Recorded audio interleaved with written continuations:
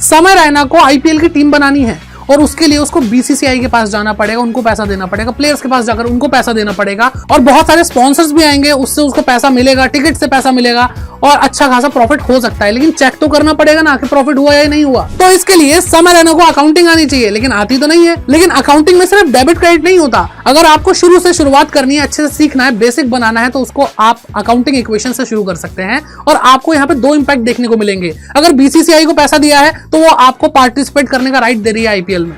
अगर प्लेयर को पैसा दिया है तो वो आपको सर्विसेज दे रहे हैं। यानी हर चीज के दो इंपैक्ट होते हैं। तो चलिए इस चैप्टर में जानते हैं क्या होते हैं दो इंपैक्ट और प्लस माइनस की मदद से पूरी अकाउंटिंग करके प्रॉफिट निकाल के देखते हैं। हेलो एवरीवन, कैसे हैं आप सब लोग? आप सभी का स्वागत है अमन भैया की क्लास में। और आज हम क्लास 11th की अकाउंटिंग के एक बहुत ही प्यारे चैप्टर को करने जा रहे हैं जिसका नाम है अकाउंटिंग इक्वेशन। वन शॉट होगा जिसके अंदर आपको सारे कंसेप्ट समझ में आ जाएंगे और सारे के सारे क्वेश्चंस भी साथ साथ कराऊंगा। तो मतलब यहीं से प्रॉब्लम खत्म बेटा। ये पहला चैप्टर है जो अगर आपने सबसे सही तरीके से पढ़ा तो आपकी अकाउंटिंग ठीक होने लग जाएगी। यहां से शुरुआत करनी चाहिए थी। अब पता नहीं आपने पहले कौन सा चैप्टर पढ़ा था, लेकिन पहला चैप्टर पहले नहीं पढ़ना, पहले सबसे पढ़ना है अकाउंटिंग इक्वेशन। तो कोई बात नहीं, जो हुआ सो हुआ। अमन भैया अब आपके साथ हैं और आपकी अकाउंटिंग ठीक करने के लिए आ चुके हैं।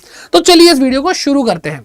सबसे पहले बात करते हैं बेटा क्या कि आपको बिजनेस के बारे में पता होना चाहिए, क्योंकि अकाउंटिंग हम किसके लिए करते हैं बेटा? बिजनेस के लिए करते हैं। अकाउंटिंग क्या बेटा? हिसाब किताब करना। ठीक है, अभी इतना ही समझो। अकाउंटिंग क्या होती है? हिसाब किताब करना।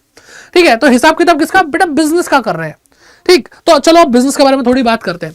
तो आप हमेशा सोचो कि भाई बिजनेस चलता कैसे है। बिजनेस, अब जैसे मान लो आपने बोला पापा मुझे ना बिजनेसमैन बनना, मैं बिजनेस करूंगा, तो पापा क्या बोलेंगे? तेरे पास पैसा वैसा है? अरे वो आप तो दे दोगे ना। तो मतलब अपने दम पे करना। ठीक है, तो ऐसे मजाक नहीं। ठीक है, अपने दम पे करेंगे सब कुछ। तो बेटा यहाँ पे वही चीज समझ में आ रही है कि हमें पैसा चाहिए होता है बिजनेस को चलाने के लिए। लेकिन कभी आपने सोचा है क्यों पैसा क्यों चाहिए भाई? पैसा क्यों चाहिए? क्या करोगे क्या पैसे का? नहीं बता दो आज। बस जब भी वो बात घूम फिर के वहीं आ जाती है, पैसा पैसा चाहिए। अच्छा पैसा चाहिए, पैसा तो है नहीं, तो उसके आगे हम सोचते भी नहीं। तो आज हर चीज सोचेंगे और अच्छे से समझेंगे। तो चलिए बात करते हैं कि जो आपका जो बिजनेस है वो चलता कैसे, भागता कैसे है ना। To run a business, business को चलाने के लिए क्या चाहिए होता है? तो बेटा क्या चाहिए? पैसा। ठीक है, पैसा चाहिए भाई। तो इस पैसे का करेंगे क्या? मैंने अभी जो क्वेश्चन पूछा उसी का जवाब मैं आपको देने वाला हूं कि बेटा बिजनेस को ना चलाने के लिए पैसा नहीं, बिजनेस को चलाने के लिए हमें चाहिए कुछ चीजें। क्या बेटा? कुछ रिसोर्सेज। क्या बेटा? कुछ रिसोर्सेज चाहिए। क्या सर? कैसे? जैसे बेटा जैसे बिल्डिंग चाहिए आपको, कोई ऑफिस खोलना है, आपको कोई गोडाउन खोलना है, कोई आपको फैक्ट्री खोलनी है, तो बिल्डिंग जगह वगैरह तो चाहिए ना। चलो वो रेंट पे ले लेंगे। लेकिन मान लो आपको कोई प्रोडक्ट बनाना तो मशीन तो खरीदनी पड़ेगी ना, है ना। मशीन खरीदनी पड़ेगी। हो सकता है आप रेस्टोरेंट खोल रहे हो तो बेटा आपको क्या करना, आपको भाई लोगों को बैठाने के लिए क्या चाहिए होगा? फर्नीचर चाहिए होगा। ठीक है, अगर आप मान लो खेती करते हो तो बेटा आपको लैंड चाहिए होगी। इस तरह की बहुत सारी सेट्स हैं जो चाहिए होती है। ठीक है, ये सारी चीजें बेटा क्या रिसोर्सेज हैं जो हमें चाहिए होते हैं। ओके बेटा, अब इन सब चीजों के लिए क्या चाहिए? पैसा चाहिए। अब या तो सीधे बिल्डिंग है तो बिल्डिंग दे दो, मशीन है तो मशीन सीधे दे दो, है ना, फर्नीचर है वो सीधे दे दो भाई। लेकिन अगर नहीं है तो भाई इसको खरीदना पड़ेगा और खरीदने के लिए पैसा चाहिए। तो अब समझ में आया कि फंड्स किसके लिए चाहिए होते बेटा? हमें रिसोर्सेज खरीदने के लिए चाहिए होते हैं, जो रिसोर्सेज हमारे बिजनेस को चलाने में मदद करेंगे। ठीक है, चलो जी बात समझ में आ गई सर। तो सर ये फंड्स, ये पैसा कहां से आएगा? ये पैसा कहां से आएगा? तो बेटा तुम्हारे पास होगा ना ओनर का पैसा। ओनर कौन? मालिक, बिजनेस का जो मालिक होता है ना, सोल प्रोपराइटर, उसका पैसा। तो मान लेते हैं कि इन सारी चीजों के लिए आपको क्या चाहिए बेटा? 25 लाख रुपए चाहिए। क्या चाहिए बेटा? 25 लाख रुपए चाहिए। लेकिन तुम्हारे पास क्या है बेटा? सिर्फ 15 लाख रुपए है। क्या है बेटा? 15 लाख रुपए। अब बेटा बताओ क्या करेंगे? सर सिंपल है, आपको इतना नहीं पता, आज तो इतना डिजिटल जमाना है सर मैं एक मोबाइल ऐप डाउनलोड करूंगा और वो बैंक का मोबाइल ऐप होगा और वहां पे मैं लोन के लिए अप्लाई कर दूंगा सर, और मेरे को क्या मिल जाएगा? मुझे लोन मिल जाएगा, मैं बिजनेस करूंगा और फिर मैं अंबानी बन के दिखाऊंगा सर। ठीक, तो ये सारी चीजें। तो बेटा यहां पर आपका क्या करोगे? आप उधार लोगे, सिंपल बात है ना, उधार लोगे। तो बेटा उधार आपने कितना ले लिया? उधार आपने मान लो ले लिया 10 लाख रुपए। भाई 15 तो थे ही, तो 10 लाख रुपए ले लिया। तो ये देखो बेटा, ये तुम्हारा पैसा था, थोड़ा तुमने उधार लिया और कुल मिलाकर तुम्हें 25 लाख रुपए मिल गए और 25 लाख से तुमने सारे रिसोर्सेज ले लिए जिससे तुम बिजनेस करोगे। ठीक है, तो इस तरीके से बिजनेस चलना शुरू हो जाएगा। तो ये एक बेसिक अंडरस्टैंडिंग है जो तुम्हें पता होनी चाहिए। अब थोड़ा सा आगे बढ़ते हैं और बात करते हैं कि जो तुमने रिसोर्सेज लिए उसमें तुमने अपना पैसा लगाया, उसमें तुमने बाहर से उधार लिया, है ना, यही तो किया तुमने। तो बेटा अपना पैसा कितना लगाया तुमने? तुमने अपना पैसा लगाया है 15 लाख रुपए बेटा, ठीक है, और बाहर से तुमने 10 लाख रुपए उधार लिया, तब जाके ही तो क्या हुआ बेटा, तब जाके ही तो 25 लाख रुपए के रिसोर्सेज आ पाए बिजनेस चलाने के लिए, है ना बेटा। तो अब बेटा ध्यान से सुनो, ये जो रिसोर्सेज है ना, इनको हम अकाउंटिंग में क्या बोलते हैं, असेट्स बोलते हैं। क्या बोलते हैं बेटा, असेट्स, संपत्ति, ठीक है। और ये जो आप बेटा देख रहे हो ना अपना पैसा, ये क्या बेटा, इसको बोलते हैं हम कैपिटल, जो बिजनेसमैन अपने बिजनेस को देता है बेटा, है ना। और बेटा ये जो तुम बाहर से उधार लिया तुमने, इसको हम अकाउंटिंग में क्या बोलते हैं बेटा, लाइबिलिटीज, ठीक है, उधार लिया है जो आपने, ठीक है। उधार को वैसे डेट बोलते हैं, इसको हम बोरोइंग बोलते हैं, लेकिन एक सटीक वर्ड जिसके अंदर डेट और बोरोइंग भी शामिल होती है वो क्या है बेटा, लाइबिलिटी, ठीक है। अब आपने एक चीज नोटिस करी होगी, आई होप आपने की हो, क्या बेटा, कि यहां ना एक इक्वेशन बन रही है जो मैथ्स में आप पढ़ा करते थे। जरा देखो ध्यान से कि एक इक्वेशन बन रही है कि नहीं बन रही है। देखो ये है बेटा क्या, ये है क्या, LHS लेफ्ट हैंड साइड, और इक्वल के दूसरी साइड क्या बेटा, RHS।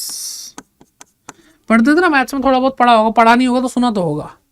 तो बेटा इक्वल के इस साइड और इक्वल के उस साइड दोनों बराबर होंगे तभी है ना, इधर है तो वो तो है भी, देखो 10 लाख 15 लाख 25 लाख होते हैं।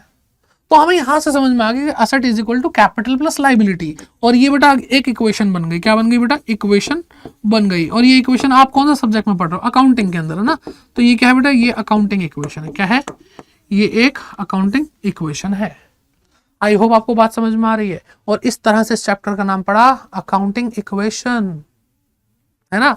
आपको पता ही नहीं होता ये अकाउंटिंग इक्वेशन बनी कैसे, मैंने आपको वही समझाया कि भाई देखो आपको लॉजिक समझ में आ गया होगा, अबे भाई सिंपल तो था यार, कैपिटल भाई पैसा तो अपना लगा ही है, बाहर से उधार लिया ही है, और यही इसी पैसे से सारी चीजें ला रहा हूं मैं, तो यार ये तो बहुत सिंपल हो गया, ये तो इक्वेशन है भाई, ऐसे होता बेटा, ठीक है। तो आई होप आपको बात समझ में आ गई। अब कुछ बेसिक कंसेप्ट, कुछ अकाउंटिंग टर्म्स पढ़ेंगे जो आपको बेसिकली पता होने चाहिए। सारे नहीं पढ़ाऊंगा लेकिन कुछ कुछ बताऊंगा जो इस चैप्टर के लिए बहुत इंपॉर्टेंट और आपकी शुरुआत के लिए बहुत ज्यादा जरूरी है। तो सबसे पहले आता है बेटा बिजनेस एंटिटी कंसेप्ट। अब यहां पे आपको पता क्या, अकाउंटिंग में बहुत मस्त एकदम खेल खेला है कि भाई देखो बिजनेस की एंटिटी है ना, बिजनेस की एंटिटी मतलब आइडेंटिटी यानी पहचान, इसका पूरा एक कंसेप्ट है। क्या है वो कंसेप्ट, मैं आपको बताता हूं बेटा। देखो ये गंजा है, 2 बाल उगा दो सर, हाँ बेटा 2 बाल है इसके ये ना ओनर है बिजनेस का,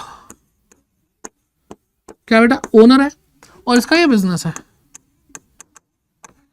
तो बेटा ये कंसेप्ट पता है क्या बोलता है, ये कंसेप्ट बोलता है बिजनेस एंटिटी कंसेप्ट कि भाई देखो बिजनेस और बिजनेसमैन अलग अलग होते हैं, बिजनेस और बिजनेसमैन अलग अलग होते हैं। हाँ, ऐसा है क्या। अब तुम बेटा खुद बिजनेस खोलो, तुमने एक दुकान खोल ली राशन की, अब तुम वहां पे लाला जी बन के बैठ जाते हो। अब तुम देखो यार कहाँ है बिजनेस, मैं ही तो बिजनेस हूं, मैं नहीं तो बिजनेस भी नहीं, खत्म।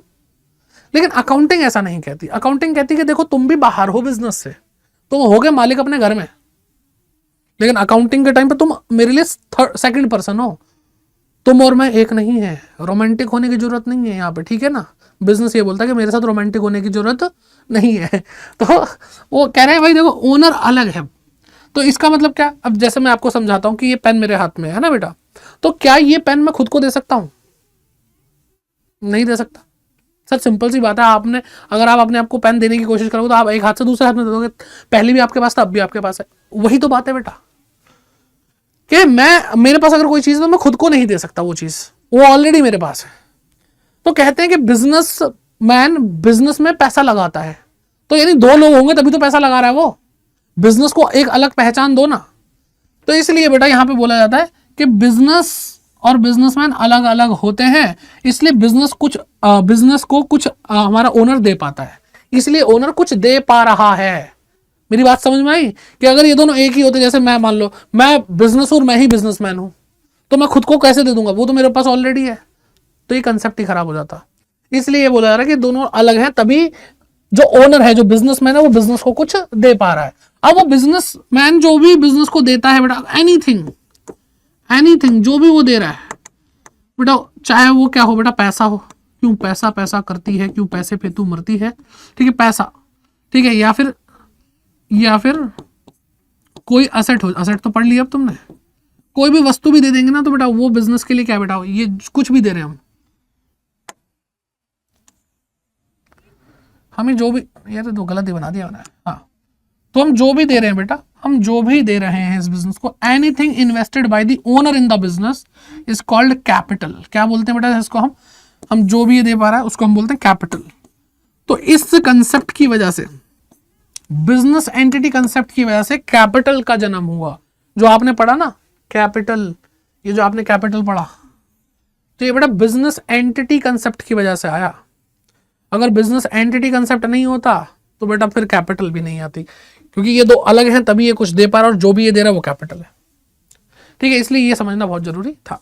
अब थोड़ा असेट्स के बारे में पढ़ते हैं, मैं कुछ एग्जांपल लिख लेता हूं ताकि आपको समझ में आए। ठीक है, जैसे बेटा अभी मैंने लिखा था बिल्डिंग, ये असेट होती है। मैंने लिखा था बेटा मशीनरी, ये भी असेट होती है। मैंने लिखा था फर्नीचर, ये भी असेट होती है, बिजनेस चलाने में मदद कर रही है ना बेटा। ठीक है, मैंने लिखा था लैंड, ये भी होता है। सर ये तो साफ साफ पता चल रहा है, इसमें आप बता क्या रहे हो, हमें भी पता है। तो बेटा इसीलिए मैंने यही नाम लिखे थे। अब मैं कुछ ऐसे नाम लिखूंगा जो शायद आपको नहीं पता होंगे। पहली चीज चलो ये भी लिख देते हैं, कैश या बैंक बैलेंस जो आपका होता है वो भी आपका क्या है बेटा, आपका क्या है, रिसोर्स ही है, एसेट है। लेकिन अगर मैं लिखता हूं डेटर, क्या बेटा डेटर्स, मैं लिखता हूं बेटा बिल रिसीवेबल्स,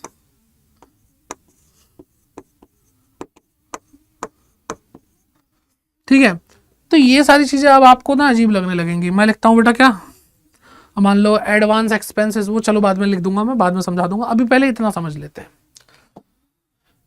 तो बेटा ये जो चीजें हैं ये तो आपको पता है कि भैया ये तो रिसोर्स है ही, ये तो हमें पता है कि एसेट होती है। सर ये डेटर कौन होता है, तो बेटा डेटर कौन होता है, वो एक इंसान जो सामान है ना, यानी गुड्स जो आपके लिए प्रोडक्ट हैं, हमसे उधार खरीदे।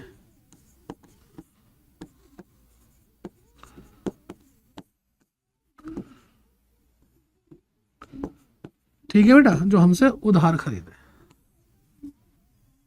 आ रही है बात समझ, कोई भी इंसान हमारे बिजनेस से आके उधार सामान खरीद के चला जाए तो क्या है बेटा, वो हमारा डेटर है। तो ये असेट कैसे है, तो बेटा मैंने क्या बोला, असेट्स वो होती हैं जिससे हमारा बिजनेस चलता है। अब तुम खुद सोचो, जो भी इंसान आता है भैया कल पैसे दे जाऊंगा, तुम बोलते नहीं है सामान नहीं, चलो जाओ यहाँ से, तो बेटा ऐसे तो तुम्हारा बिजनेस ही नहीं चलेगा। तुम देखोगे आमतौर पर जो बिजनेस होते हैं उनको कभी ना कभी उधार देना ही पड़ता है और उधार लेना भी पड़ता है। तो उधार लेन देन एक नॉर्मल चीज है, तो अगर उसको मना कर दोगे तुम्हारे बिजनेस पे इंपैक्ट आएगा, तुम्हारा बिजनेस उतना अच्छे से रन नहीं कर पाएगा। ठीक है, तो मार्केट में कुछ पैसा फंसाना पड़ता है। फिर बात करते हैं बेटा बिल्स रिसीवेबल की। अब बेटा ये इंसान था, डेटर था, आपसे उधार लेके गया, आपने ओ भाई ओ हेलो यार क्या यार तुम 10 दिन हो गए तुम पैसे नहीं देके गए। वो उधर से बोलता है भैया 2 दिन बाद दे जाऊंगा मैं पक्का। ठीक है बेटा भैया ध्यान से, ठीक है, वो बोल के चला गया। अब उधर से फिर 2 दिन भी बीत गए, फिर देखा अरे भाई यार तुम गोली दे रहे हो यार, तो मैं बोल रहा हूँ यार पैसे दे जाओ तुम, तो चिढ़ गया, अरे यार ये तो मतलब भरे बाजार में बेइज्जती कर देता है। कहता क्या विश्वास नहीं है क्या, कहता नहीं है, कह रहा कोरे कागज पे लिख के दूंगा तब विश्वास करेगा, हाँ। तो इसने क्या करा, एक बिल ड्रॉ कर दिया कि भाई 3 महीने बाद तेरे को मैं 5,000 रुपए जो देने हैं वो दे दूंगा, साइन करके ले भाग यहाँ से, अब दोबारा बोल मत दियो, दिल पे लगी है बात, ठीक है ना, अब दोबारा बोल मत दियो बस। तो बेटा वो उसने एक बिल ड्रॉ करा, एक क्या कहते हैं, एक कागज का टुकड़ा, एक डॉक्यूमेंट ड्रॉ करा, और वो अब सबूत वो है कि भाई मुझे इस कागज के टुकड़े से पैसे मिलेंगे, एक कागज का टुकड़ा उससे मुझे पैसे मिलेंगे। अब मेरा इससे कोई रिश्ता नहीं है, मैं इससे बात ही नहीं करूंगा, अब ये कागज का टुकड़ा दिखाऊंगा, 3 महीने बाद पैसे ले लूंगा, और अगर 3 महीने बाद पैसे नहीं मिले तो फिर इसका गिरबान पकड़ लूंगा, हाँ भाई कैसे नहीं दे रहा पैसे वैसे। अरे बात समझ में, तो ये जो बिल है, ओनर जो बिजनेसमैन है उसके लिए बिल कैसा है, रिसीवेबल, जिससे पैसा मिलेगा, ऐसा बिल जिससे पैसा रिसीव होगा, तो बिल रिसीवेबल। तो ये हमारी एसेट है, ये हमारी क्या है बेटा, ये भी हमारी एसेट है। डेटर, जैसे डेटर हमारी एसेट था, इससे पैसा मिलना था, अब इससे पैसा मिलना, तो सेम बात है। आ रही है बात समझ में, तो ये कुछ छोटी मोटी चीजें पता होनी चाहिए। ऐसे ही बेटा अब लाइबिलिटी को थोड़ा सा देखेंगे हम। ठीक है, लाइबिलिटी क्या है, लाइबिलिटी में ज्यादा है भी नहीं, एसेट ज्यादा होती है कंपैरेटिवली। तो बेटा लाइबिलिटी के अगर हम कुछ एग्जांपल लिखे तो बेटा जैसे आपको पता है बैंक का लोन, आपने क्या लिया बेटा, बैंक से लोन ले लिया। सर ये तो हमें पता है, ठीक है, दोस्त से उधार लिया, लोन ही है वो, ठीक है, कोई दिक्कत नहीं। लेकिन आप खुद सोचो, क्रेडिटर सोचा था क्या? क्रेडिटर, बिल्स पेएबल, और क्या हो सकता है बेटा, बैंक ओवरड्राफ्ट,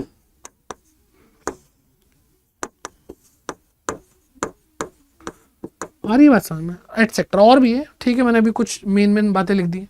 अब बेटा बैंक लोन आपको पता है, नो टेंशन। मेन बात है बेटा इसकी, क्रेडिटर क्या होता है, बिल पेबल क्या होता है, और बैंक ओवरड्राफ्ट क्या होता है। तो बेटा तुम जिससे उधार लेते हो, तुम बिजनेस चला रहे हो, अब तुम किसी होलसेलर से सामान उधार लोगे ना, भैया दे जाऊंगा यार, दुकान है अपनी, दुकान छोड़ के थोड़ी भाग जाऊं, भैया विश्वास नहीं करते क्या आप, ठीक है, तो वो भाई क्या कर रहा है, अब बिजनेसमैन भी तो उधार लेता है पीछे से होलसेलर वगैरह से। तो बेटा वो जो होलसेलर है जिसको हमें पैसे देने पड़ेंगे क्योंकि मैंने उससे उधार खरीदा था, वो क्या है बेटा, ये क्रेडिटर है।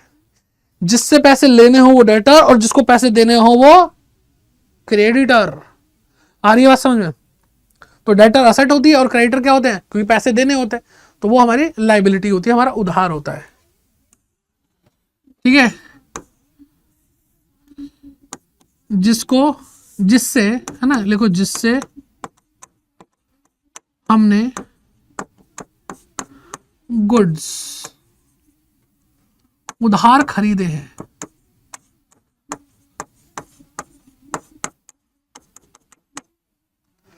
ठीक है, और वो इंसान जो सामान यानी गुड्स प्रोडक्ट हमसे उधार खरीदता है, ठीक है। अब यहाँ पे मैं आपको गुड्स भी लिख ही देता हूँ, ठीक है, वो भी मैं लिख ही देता हूँ बेटा, गुड्स मतलब गुड मतलब अच्छा, गुड्स मतलब बहुत अच्छा, ऐसा नहीं होता बेटा। गुड्स का मतलब यहाँ पर तो सामान, जो माल बेचते खरीदते हो आप, ठीक है। अब इसको थोड़ा समझ लो, गुड्स हो गया, स्टॉक हो गया, इन्वेंट्री हो गया, तीन चीजें जो ऑलमोस्ट एक जैसी होती है, थोड़ा डिफरेंस होता है वो हम बाद में देखेंगे। फिलहाल आप ये समझ लो, जो गुड्स है, स्टॉक है, ये क्या होता है। तो बेटा गुड्स और स्टॉक में ये ऐसी चीजें होती है जिसमें हम डील करते हैं, ठीक है। जैसे मैं फर्नीचर खरीद लूँ, मेरा रेस्टोरेंट है, तो मैंने फर्नीचर खरीद रखा, लोग बैठ के मस्त खाना वाना खाते, ठीक है, तो मेरे लिए स्टॉक क्या है, फर्नीचर नहीं है, मेरे लिए स्टॉक पता क्या है, जो मैं खाने का सामान बेचता हूँ, इडली सांभर डोसा चटनी जो भी है, ठीक है, छोले भटूरे, ठीक है, ये सारी चीज़ें हम बेचते हैं, momos, spring roll, chow mein, etcetera etcetera. तो ये मेरे लिए क्या है, गुड्स हैं, स्टॉक है, ठीक है। और अगर मान लो एक मोबाइल की कंपनी है, आईफोन की बात करते हैं, आईफोन एप्पल कंपनी है, तो आईफोन उसके लिए क्या बेटा, स्टॉक है, गुड्स है। यानी जो बिजनेस जिस चीज में डील करता है, जिस चीज का उसने बिजनेस कर रखा है, वो क्या है बेटा, गुड्स कहलाते हैं। डेयरी मिल्क के लिए क्या बेटा, चॉकलेट उसका स्टॉक है, ठीक है। कारपेंटर के लिए फर्नीचर उसका स्टॉक है, वो उसके लिए, हमारे लिए फर्नीचर है, उसके लिए फर्नीचर स्टॉक है। आई बात समझ में? जिस चीज में हम डील करते हैं, तो ये भी बहुत इंपॉर्टेंट है, ठीक है। अब बात करते हैं बेटा बिल पेबल की, मतलब हमने किसी से सामान उधार खरीदा, अब वो हमारी बेइज्जती कर रहा है, जैसे हम डेटर की कर रहे थे ना, बार बार बोल रहे थे, हाँ भाई पैसा, ओ भाई ऐसे बोल रहे थे, ठीक है। अब हमने सामान किसी से उधार खरीदा, वो हमारी बेइज्जती करा, हमने भी कहा ले वे, फालतू बोलता भाई से, कागज को टुकड़ा ले, ये ले, 3 महीने बाद 1 लाख रुपए तेरे को दे दूंगा, चल निकल। भाई से बोला, भाई से बहस, बिजनेस तहस नहस, बस सिंपल। तो हमने क्या करा, हमने एक बिल ड्रॉ करा और हमने साइन करके ले भाग यहां से। अब ये क्या है बेटा, अब ये एक ऐसा बिल है, इसकी एक फोटोकॉपी, एक कॉपी मेरे पास भी होगी। ये एक ऐसा बिल है जिसको देख देख के याद आएगी कि ये बिल जिसको मुझे पे करना है 3 महीने बाद, ये बिल जिसको पे करना है, यानी ऐसा बिल जिसको पे करना पड़े, वो बिल पेएबल। तो ये भी तो लाइबिलिटी है बेटा। देखो लाइबिलिटी कुछ टाइम बाद हमसे पैसा ले जाती है, कब तक वो तुम उधार ले लोगे, है ना। फिर आता है बेटा बैंक ओवरड्राफ्ट। बेटा ये नेगेटिव बैंक बैलेंस है। सर ये तो रिलेटेबल बात हो गई, अस ब्रो अस, है ना, नेगेटिव बैंक बैलेंस। सर अपना भी कुछ ऐसा है, ठीक है। अब वैसे बेटा नेगेटिव हो जाना एक अलग चीज है, बैंक ओवरड्राफ्ट एक फैसिलिटी की तरह है। जो अच्छे कस्टमर होते हैं, कभी कभी बैंक उनको ये भी सर्विस देता है कि देखो अगर आपके बैंक बैलेंस कम है और आपको ज्यादा अमाउंट निकालना है, तो आप बहुत अच्छे इंसानों ले जाओ, बाद में दे देना, इसको बोलते हैं बैंक ओवरड्राफ्ट। तो ये नेगेटिव बैलेंस हो जाता है। फॉर एग्जांपल मेरे बैंक में 10,000 रुपए है, तो बेटा मेरे को एक बैंक ओवरड्राफ्ट की लिमिट मिली है कि आप 15,000 भी एक्स्ट्रा निकाल सकते हो, जितना आपका बैलेंस है उससे ज्यादा 15,000, तो टोटल मिला के मैं 25,000 रुपये निकाल सकता हूँ, है ना। तो वो क्या बेटा मेरी लाइबिलिटी है। अब भले ही बैंक ने बोला 15,000 तुम एक्स्ट्रा अमाउंट निकाल लो जितना तुम्हारे बैंक बैलेंस है, उससे भी ज्यादा 15,000, लेकिन बाद में तो वो लेगा ना बेटा, मौसी का लड़का थोड़ी है हमारे कि पैसे नहीं लेगा, पैसे लेगा बेटा वो, उस पर चार्जेस लेगा, अपने इंटरेस्ट लेगा, जो भी है, ठीक है। तो ये सारी चीजें होती हैं। अब बेटा आगे बढ़ते हैं और कुछ छोटी मोटी लेकिन बड़ी बड़ी इंपॉर्टेंट बातें करते हैं। वो है अदर इंपॉर्टेंट अकाउंटिंग टर्म्स जो हमें पता होने चाहिए, ठीक है। जैसे अभी भाई हमने एक बार पैसा लगाया, एक बार कैपिटल लगाई, तो क्या खेल खत्म? हमारे बिजनेस को क्या दोबारा पैसों की जरूरत नहीं पड़ सकती? जी सर पड़ सकती है। तो बेटा उसको हम क्या बोलते हैं? Additional capital. क्या बोलते हैं बेटा उसको? हम एडिशनल कैपिटल बोलते हैं, जब पैसे की दोबारा जरूरत पड़ती है, ठीक है। फिर कुछ चीजें आती है जैसे एक्सपेंसेस होते हैं बेटा, एक्सपेंसेस मतलब खर्चा, ठीक है। इनकम, इसको हम रेवेन्यू भी बोलते हैं बेटा। क्या है बेटा? आय। खर्चे को ऐसे शुद्ध हिंदी में बोलते हैं व्यय, ठीक है ना। तो इनकम, इनकम तो हिंदी नहीं आती, इंग्लिश पता फिर भी, है ना। इनकम सबको पता होगी कि इनकम क्या होती है। जो पैसा हमारे बिजनेस में आ रहा है, जो हमारे पैसा बिजनेस से जा रहा है, वो क्या है बेटा? वो हमारे लिए एक्सपेंस है। और एक्सपेंसेस क्या होते हैं बेटा? सिंपल सी बात है, बिजनेस को रन करने के लिए, ऑपरेट करने के लिए जो हम मनी स्पेंड करते हैं उसको एक्सपेंस बोलते हैं। जैसे रेंट देना, जो हमारे यहाँ पे लोग काम कर रहे हैं सैलरी देना उनको, ये सारी चीजें हैं, ठीक है बेटा। ये सारी सिंपल सिंपल चीजें।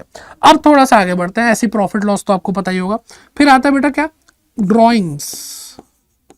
अरे ये तो सर बचपन से कर रहे हैं बेटा, ये वो नहीं है नालायक, ये वो नहीं है बेटा। ड्राइंग्स का मतलब यहाँ पे ये है कि ये बेटा जब बिजनेसमैन अपने पर्सनल यूज के लिए पैसा निकाल लेता है, ठीक है। बिजनेसमैन अपने बिजनेस से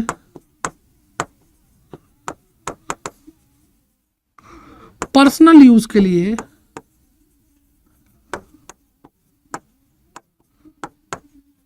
पैसा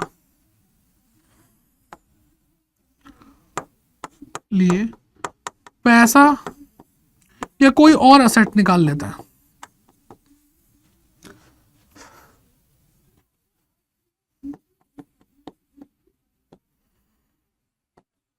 तो उसको हम क्या बोलते हैं बेटा? उसको हम बोलते हैं ड्राइंग्स। एक आता है बेटा डेप्रिसिएशन। क्या बेटा? डेप्रिसिएशन। ये एक बहुत इंपॉर्टेंट चीज है। डेप्रिसिएशन का मतलब होता है जैसे बेटा हमारी बिल्डिंग है, अब ये बेटा ऐसी असेट है जो लंबे समय तक हमारे साथ रहेगी, है ना। ऐसा तो नहीं आज खरीदी फिर दोबारा खरीदनी पड़ गई, खत्म हो गई थी जी बिल्डिंग, थोड़ी सी बची है अभी तो फिलहाल, ठीक, खा थोड़ी रहे हो तुम उसको। तो बेटा ये ऐसी असेट्स हैं जो हमें 12 महीने से ज़्यादा तक हमारे साथ रहती है, इनको हम बेटा नॉन करंट असेट्स बोलते हैं, जो हमारे साथ 12 महीने से ज़्यादा तक रहे। तो बेटा जो भी ऐसी असेट है, और वो टेंजिबल भी है। टेंजिबल मतलब जिसको आप छू सकते हो, देख सकते हो, ऐसी असेट। तो सर ऐसी भी असेट होती है जिनको छू नहीं सकते, देख नहीं सकते। हाँ बेटा, जैसे गुडविल। बेटा गुडविल क्या होती है? बिजनेस की अच्छी इमेज। अब इमेज को महसूस कर सकते हैं कि ये बिजनेस बहुत अच्छा है, दिख कहाँ रहा? बिल्डिंग दिख रही है बिजनेस की। ऐसे बेटा क्या, ऐसे और चीजें होती है जैसे पेटेंट यानी मैन्युफैक्चरिंग राइट, ट्रेडमार्क। तो ये सब क्या है बेटा? ये इनटेंजिबल चीज है जिनको हम छू नहीं सकते, देख नहीं सकते।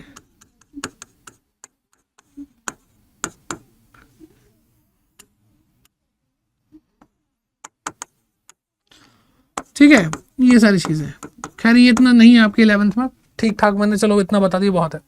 तो ऐसी टेंजिबल असेट, बिल्डिंग हो गई, फर्नीचर हो गया, मशीन हो गई, जो 12 महीने तक से ज्यादा आपके पास रहेगी, बेटा उसकी वैल्यू तो कम होती है। मैंने अगर मान लो कोई एक मोबाइल फोन लिया, ठीक है, 3-4 साल चलते हैं बेटा मोबाइल फोन, मैंने कोई मोबाइल फोन लिया, मैंने कोई कंप्यूटर लिया, मैंने कोई कार खरीदी, ठीक है। अब मुझे एक चीज समझाओ कि क्या उसकी वैल्यू कम नहीं होगी? मैंने मान लो 20 लाख की कार खरीदी, और 5 साल बाद मैं बोलूँ 20 लाख की खरीद लो वापस से, अच्छा कोई नहीं, नाराज मत हो, ज्यादा तुम 20 की 25 लाख दे देना। कहा सर भैया पागल कर मानते हो क्या हमें, है ना, ऐसा थोड़ी होता है। तो क्या हो रहा है बेटा, तुम क्यों पूरे पैसे देने के लिए तैयार नहीं हो? क्योंकि सर उसकी वैल्यू कम हो गई जी, भैया उसकी वैल्यू कम हो गई। ये जो डेप्रिसिएशन है ये क्या है बेटा? ये reduction in the value, reduction in the value of assets है। अब बेटा अकाउंटिंग के क्वेश्चन में ये सारी चीजें आने वाली है, इसलिए मैं थोड़ा थोड़ा आपको बताता जा रहा हूँ। ठीक है, अब आगे बढ़ते हैं बेटा, और अब बेटा अकाउंटिंग इक्वेशन का कुछ थोड़ा सा मामला पढ़ना शुरू कर देते हैं। कि बेटा देखो, हमने अकाउंटिंग इक्वेशन सीखी, हमने अकाउंटिंग इक्वेशन सीखी कि ऐसी होती है अकाउंटिंग इक्वेशन। अब बेटा देखो, हम बिजनेस चलाएंगे तो कुछ एसेट आएंगे, कुछ एसेट जाएंगी, ठीक है, कुछ खर्चे होंगे तो इसमें से माइनस होंगे, प्लस होंगे, इनकम आएगी तो प्रॉफिट होगा तो प्लस होगा, माइनस, तो ये सारी चीज़ें, लाइबिलिटी बढ़ती घटती रहेगी, चलता रहेगा। ठीक है, चलता रहेगा बेटा ये। तो वही चीज़ समझनी है कि यहाँ पर जो आप चीज़ें देख रहे हो बेटा, कि अगर कैपिटल की बात करें बेटा, तो कैपिटल में ये 6 चीज़ें हैं जो ऐड या लेस होती हैं बेटा। एडिशनल कैपिटल ऑब्वियसली कैपिटल को बढ़ा रही है तो ऐड हो जाएगी। ड्राइंग, जब आप बिजनेस से पैसा निकालो तो आपकी बिजनेस में पैसा लगाया क्या था, यही तो लगाया था, तो यही निकाल लोगे तो ड्राइंग क्या कर रही है बेटा, आपके कैपिटल को कम कर रही है।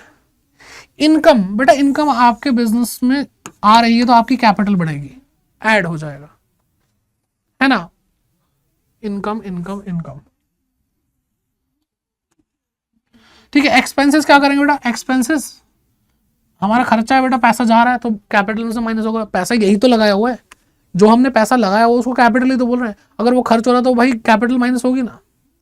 प्रॉफिट बेटा, अगर प्रॉफिट होगा तो हमारे प्रॉफिट किसका, प्रॉफिट सर बिजनेसमैन का, सर उसने पैसा लगाया था तो प्रॉफिट होगा तो उसी को तो देंगे, तो बेटा प्रॉफिट उसको देंगे तो उसके कैपिटल में ऐड कर दो चुपचाप। और लॉस बेटा, अगर नुकसान हो गया तो उसकी कैपिटल कम हो जाएगी। तो ये सिंपल सिंपल सी तरीके हैं, चीज़ें हैं, समझ में आनी चाहिए। आई होप बात समझ में आ रही है। तो ध्यान रखो बेटा, ये 3 चीज़ें प्लस होंगी और ये 3 चीज़ें माइनस होंगी। क्या माइनस होगा बेटा, ड्राइंग माइनस होगी, एक्सपेंसेस माइनस होंगे, लॉसेस माइनस होंगे। क्या ऐड होगा बेटा, एडिशनल कैपिटल ऐड होगी, इनकम ऐड होगी, प्रॉफिट ऐड होगा, इसके अलावा कुछ नहीं पूरे चैप्टर में, प्रॉमिस। ठीक है, चलो अब आगे बढ़ते हैं बेटा। अब बात करते हैं एक्सपेंसेस की। ठीक है, एक्सपेंसेस सर बता तो दिया था, खर्चे बेटा, लेकिन अभी कहानी में ट्विस्ट है।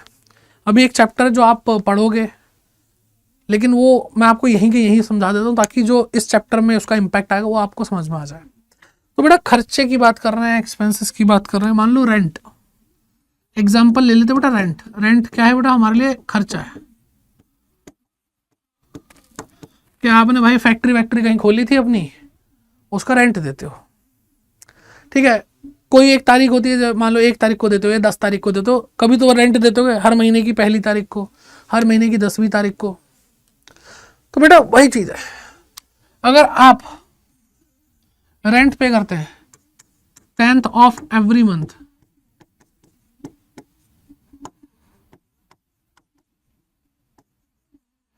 टेंथ ऑफ एवरी मंथ, बढ़िया है जी। अगर टाइमली पे कर दिया, टाइमली पेमेंट एक्सपेंस की हो गई, तो बेटा अकाउंटिंग इक्वेशन में क्या होगा, पेमेंट होगी तो कैश कम हो जाएगा, है ना बेटा, आपको जो कैश है वो कम हो जाएगा, माइनस हो जाएगा। और ये बेटा एक्सपेंस है, एक्सपेंस अभी क्या बताया, कैपिटल में से भी माइनस होंगे। सर बात समझ में नहीं आई, जब खर्चा एक बार हो रहा तो माइनस 2 बार क्यों हो रहा है।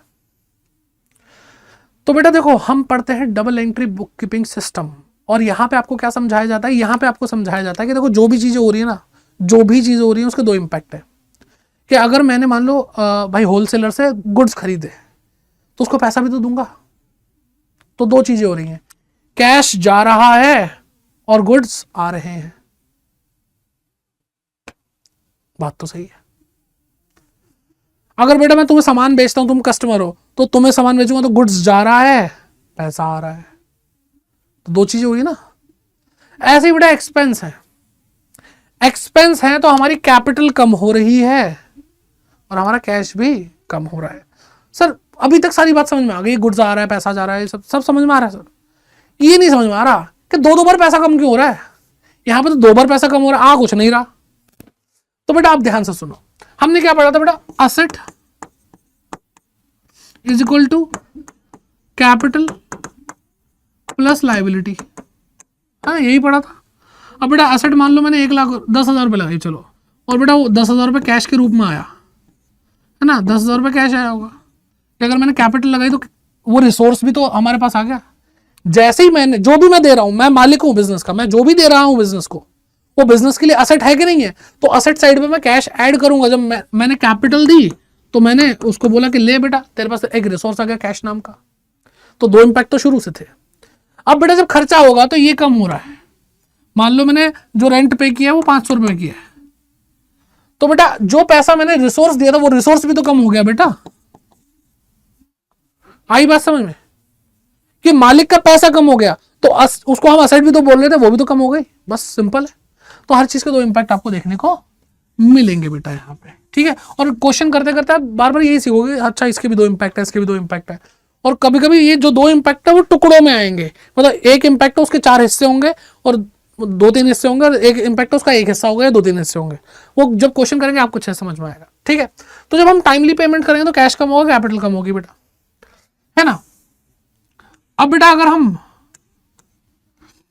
टाइमली पेमेंट नहीं करते, टाइम से पेमेंट नहीं करते,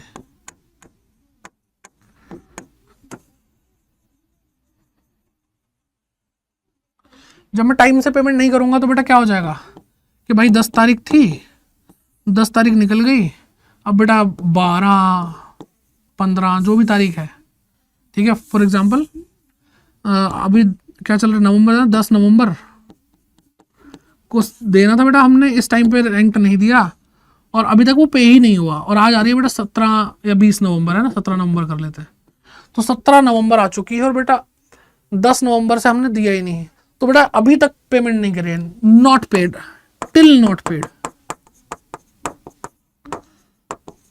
तो बेटा अब क्या हो गया है, जो फैक्ट्री का मतलब जो उस बिल्डिंग का मालिक बार बार आएगा, हाँ भाई पैसे दे दो, साहब नहीं है अभी, आएंगे दे देंगे पैसे, हाँ भाई अगले दिन आया पैसे दे दो, तो क्या बेटा आपके सर पे एक उधार चढ़ गया उसका,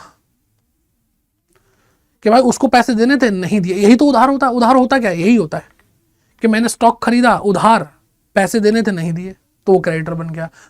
जो क्या कहते हैं बिल्डिंग का मालिक था, फैक्ट्री खोल रखी थी हमने रेंट पे, तो उसको मैंने 10 तारीख को रेंट नहीं दिया, तो जो पैसे देने थे नहीं दिए, ये भी उधार बन गया। अब इस लाइबिलिटी का नाम कुछ और है, उसका कुछ और है, बस फर्क सिमिलैरिटी यही है बेटा कि लाइबिलिटी का मतलब कि कुछ मिला लेकिन उसके बदले में हमने पैसा नहीं दिया, ये लाइबिलिटी होती है। अब हमें क्या मिला बेटा, हमें उसकी बिल्डिंग की फैसिलिटी मिली कि भाई तुम बिल्डिंग में रह सकते हो, इसीलिए तो वो पैसा चार्ज कर रहा है। तो वो फैसिलिटी तो मैंने ले ली कि मेरी फैक्ट्री 1 महीने से खुली हुई थी लेकिन मैंने उसका रेंट नहीं भरा, तो मैंने मजे तो पूरे ले लिए 1 महीने, उसकी जो सर्विसेज थी, फैसिलिटी थी, लेकिन उसका पैसा नहीं दिया। तो ये क्या बेटा उधार है। तो ये जो एक्सपेंस है, ये जो एक्सपेंस है बेटा, ये क्या हो जाएगा, ये हो जाएगा आउटस्टैंडिंग एक्सपेंस। क्या हो जाएगा बेटा, आउटस्टैंडिंग एक्सपेंस हो जाएगा। और ये क्या है बेटा, ये है रेंट, तो आउटस्टैंडिंग रेंट बोल देंगे उसको। अगर मान लो किसी को सैलरी देनी थी 1 तारीख को, हमने सैलरी नहीं दी अपने वर्कर को, तो क्या होगा बेटा, जब तक मैं सैलरी नहीं देता वो सैलरी आउटस्टैंडिंग हो जाएगी। एरियर बोल सकते हो आप इसको, क्या बेटा क्या बोल सकते हो, एरियर। हिंदी में पता क्या बोलते हैं इसको, बकाया। और आम भाषा में पता क्या बोलते हैं उसको, कि इतना बैलेंस रह गया। तो अगर मैं 1 महीने का रेंट नहीं दूंगा तो 1 महीने का रेंट बैलेंस रह गया ना, यानी हमें देना है उधार। क्या बेटा ये क्या बन गई हमारी, ये आउटस्टैंडिंग एक्सपेंस क्या होती है बेटा, लाइबिलिटी होती है। बात समझ में आ रही है।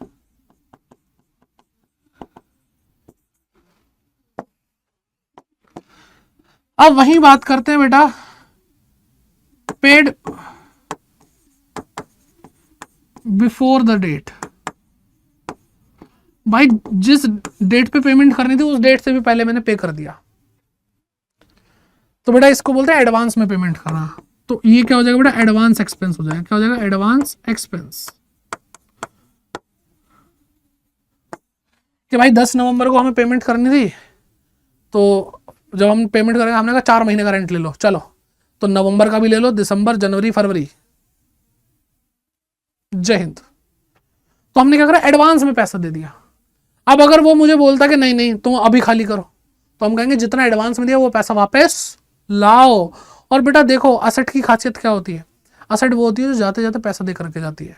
अगर मैंने जो हमारे डेटर है उसने हमसे सामान उधार खरीदा है, तो उसको मुक्ति हम तभी दे पाएंगे जब वो हमें पैसा दे देगा, बात खत्म। अब कोई बिल्डिंग है, कोई फर्नीचर है, जब वो हमारे बिजनेस से जाएगी तो हम पैसे देकर जाएगी। मशीनरी भी है बेटा, पूरा यूज कर लिया, कबाड़ा हो गई, कबाड़ी वाले को भी देंगे, कुछ तो पैसा देके जाएगी। तो असेट्स की पहचान अगर आपको देसी तरीके से करनी है तो पहला तरीका ये, जो बिजनेस चलाने में मदद करे वो असेट, और जाते जाते जो पैसा देकर के जाए वो असेट। ठीक है, तो एडवांस एक्सपेंसेस है बेटा ये। तो अब ये तो बेटा इसका बिल्कुल उल्टा गेम हो गया ना, ये लाइबिलिटी थी, अब हम उल्टा गेम हो गया कि अब हमने ना जो लैंडलॉर्ड है उसी पे उधार चढ़ा रखा है कि चल बे अब तू मना करेगा तो पैसे ला। तो बेटा ये हमारे लिए क्या है, ये हमारी असेट है। अब बेटा अकाउंटिंग इक्वेशन पे क्या इंपैक्ट पड़ने वाला, वही चीज मैं आपको बता रहा हूं कि यहां पर जब आउटस्टैंडिंग एक्सपेंस है तो एक्सपेंस हो चुका है, हमने पैसे नहीं दिए ना, रेंट तो देना था लेकिन हमने दिया ही नहीं, तो एक्सपेंस बेटा माइनस तो होना चाहिए कैपिटल में से।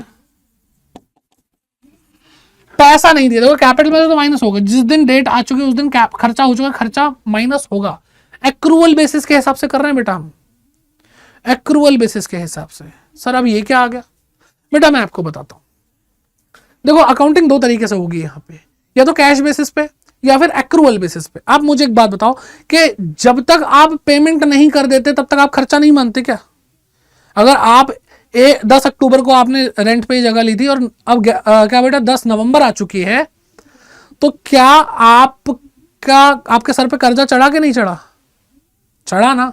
तो इसका मतलब क्या कि पेमेंट हुई हो रेंट की या नहीं हुई हो, लेकिन वो खर्चा हो चुका है, तभी वो हमारे सर पे आकर के डांस कर रहा है कि चल बे पैसा दे, चल बे पैसा दे, है ना। तो एक्रूअल बेसिस के हिसाब से, यानी किसी चीज की हैपनिंग के हिसाब से हम अकाउंटिंग करते हैं, ना कि इस हिसाब से कि मैंने पैसा नहीं दिया तो मेरा खर्चा ही नहीं है। आ रही है बात समझ में? तो ये सिंपल चीजें है।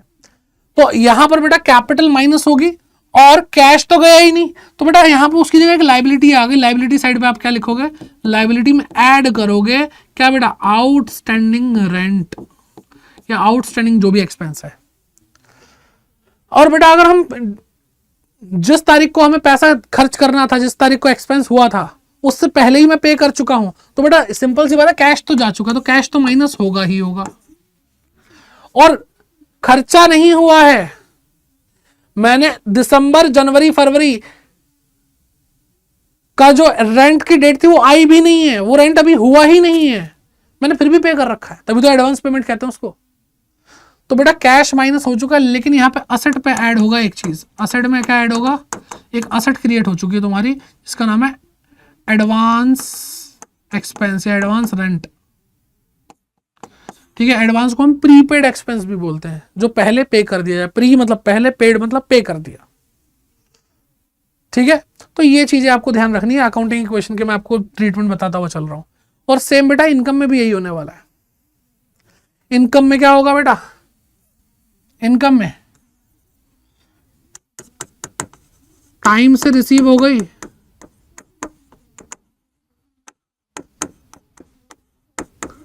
टाइम से रिसीव हो गई तो बहुत बढ़िया बेटा। कैपिटल में तो ऐड होगी, मैंने आपको बताया था। ठीक है, बिजनेसमैन का ही पैसा बढ़ रहा है। और बेटा कैश भी ऐड होगा, कैश में भी ऐड होगा क्योंकि रिसीव हो रही है तो पैसा आ रहा है ना। ठीक है, वहीं अगर हम बात करते हैं कि इनकम कमा ली पर मिली नहीं, सर ये क्या ड्रामा है? तो बेटा जैसे आप मान लो कहीं मजदूरी करने का, मजदूरी करी, कल आके पैसे ले लियो भाई, तो भाई तुमने इनकम तो कमा ली ना, बस मिली ही तो नहीं है। तो बेटा ये क्या है? अगर हमारे बिजनेस ने कोई इनकम क्रिएट कर ली है, बस उसको रिसीव नहीं हुआ है, तो पैसा मिलेगा। और जब जब किसी से पैसा मिलने वाला होता तब तक वो असेट रहता है, जब तक वो पैसा नहीं देता। डेटर, पैसा नहीं दिया ना तूने, तू डेटर है, तू असेट है मेरी। ऐसे ही इनकम क्रिएट हो चुकी है, अभी नहीं मिली ना, जब तक पैसा नहीं मिल जाता तब तक तू मेरी असेट है। क्योंकि असेट क्या होती है? जिससे पैसा मिलने वाला होता है, फ्यूचर में जाते जाते वो पैसा दे करके जाएगी। ठीक है, तो क्या बेटा इनकम कमा ली पर मिली नहीं, ये क्या बेटा? ये है आपकी एक्रूड इनकम। क्या बेटा? Accrued income. ये आपकी क्या बेटा? असेट है। ठीक है, इसलिए यहां पे जब एक्रूड इनकम क्रिएट होगी तो आपका असेट बढ़ेगी। तो भाई कमा ली पर मिली नहीं, मिली नहीं मतलब कैश तो नहीं आया बेटा। तो बेटा यहां पर क्या है? यहां पे आपकी जो कैपिटल है वो तो ऐड होगी, कैपिटल में ये चीज ऐड हो जाएगी। क्यों? क्योंकि इनकम तुमने कमा ली है, जैसे ही तुमने कमा ली कैपिटल में बढ़ा दो, कोई दिक्कत नहीं है। कैश नहीं बढ़ा सकते, क्यों? क्योंकि कैश आया नहीं है। तो अगर कैपिटल ऐड कर दी तो बेटा एक असेट भी ऐड हो जाएगी। उस असेट का नाम क्या होगा बेटा? Accrued income. अब बेटा चाहे तुमने कहीं किसी को ब्याज पे पैसा चढ़ा रखा हो और उससे तुम्हें इंटरेस्ट मिलना हो तो वो दिया नहीं, तो एक्रूड इंटरेस्ट बोलेंगे, कुछ भी बोलेंगे, जो भी इनकम है तुम्हारी। फिर बात करते हैं क्या बेटा कि इनकम मिल गई पर कमाई नहीं थी।